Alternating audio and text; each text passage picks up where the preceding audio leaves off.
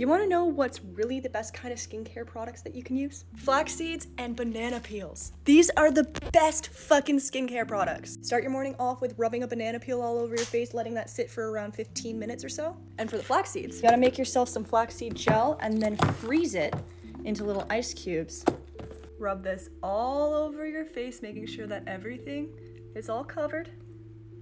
The flaxseed gel mask will help reduce inflammation, get rid of your acne, and also just tighten everything up, brighten your skin, just kind of clear everything up, and it's the fucking best. And the reason you use the bananas before is because they exfoliate your skin before putting on this mask. My pores are very small now. Like you can't even see right now because I have it on the front camera, and also I have my flaxseed gel mask on.